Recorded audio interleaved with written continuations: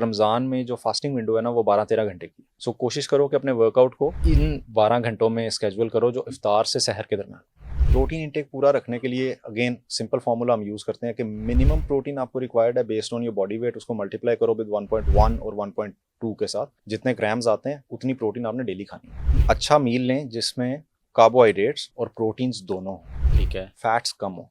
जिसने weight gain करना है और पहली दफ़ा कर रहा है एक्सरसाइज, वो पहले अफ्तारी से पहले कर सकता है? एक आम बंदा जो पहले से वर्कआउट कर रहा है उसको तो पहले से आदत है कि सोरनेस हो रही है, वो सारी Obviously. चीजें चल रही हैं, उसके लिए नॉर्मल रूटीन है। लेकिन वो बंदा जिसने वर्कआउट नहीं किया, वो पहली दफा वर्कआउट कर रहा है, रिकवरी प्लस टाइम भी उसका बढ़ जाएगा। एग्जैक्टली प्लस वो रोजा भी रख रहा है, तो उसकी बॉडी के लिए आप मुश्किल क्रिएट कर रहे हो। अब वो लोग जो वेट गेन करना चाह रहे हैं, मसल मास गेन करना चाह रहे हैं इस रमज़ान में, वो सहरी इफ्तारी में क्या खाएं? उनका मेन प्लान क्या होना चाहिए?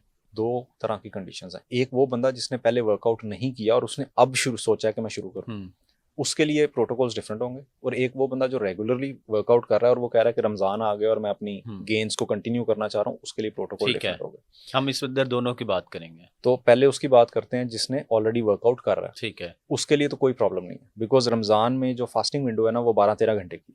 बिल्कुल। सो बाकी 12-13 घंटे आपके पास हैं खाने के लिए, तो आप अपने नॉर्मल रूटीन के मील्स उस टाइम पे स्केड्यूल कर सकते हो।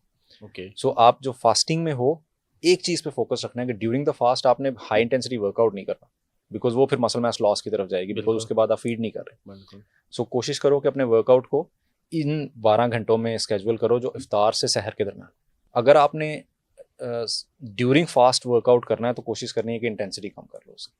ठीक है, अदरवाइज मसल लॉस हो जाएगा। चांसेस आर मसल लॉस हो Chances. जाएगा। दूसरा मसला मसल लॉस होने का वो ये है कि आपका प्रोटीन इंटेक पूरा नहीं।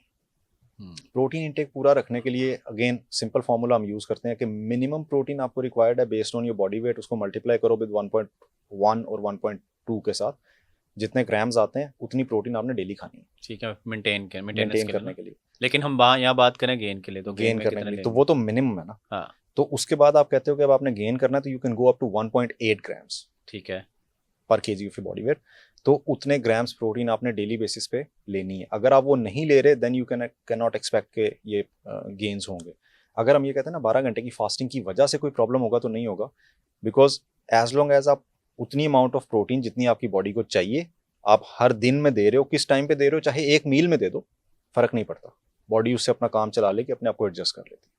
ठीक हो गया। सो दो चीज़ें हैं, एक प्रोटीन इंटेक पूरा होना चाहिए, सेकंड आपका जो वर्कआउट है वो हाई इंटेंसिटी तब होना चाहिए जब आपने इफ्तार कर लिया उसके बाद। ठीक है, उससे पहले अगर तो लो इंटेंसिटी। उससे पहले है तो फिर आपने लो और ये इंटेंसिटी वो लोग हैं जो ऑलरेडी पहले से भी एक्सरसाइज पहले करते से आ रहे हैं, एक्सरसाइज कर रहे हैं। और अब जो लोग नहीं कर रहे वो क्या? जो लोग नहीं कर रहे उनके लिए लेकिन मसल गेन करना है। मसल गेन करना है, उनके लिए आइडियल टाइम ये होगा कि वो इफ्तार के बाद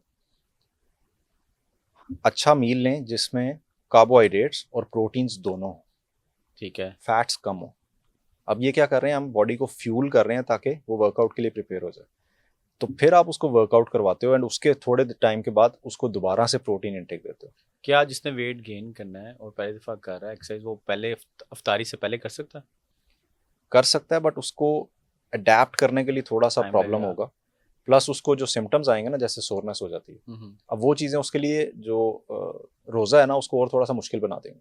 एक आम बंदा जो पहले से वर्कआउट कर रहा है उसको तो पहले से आदत है कि सोरनेस हो रही है, वो सारी Obviously. चीज़ें चल रही हैं, उसके लिए नॉर्मल रूटीन है।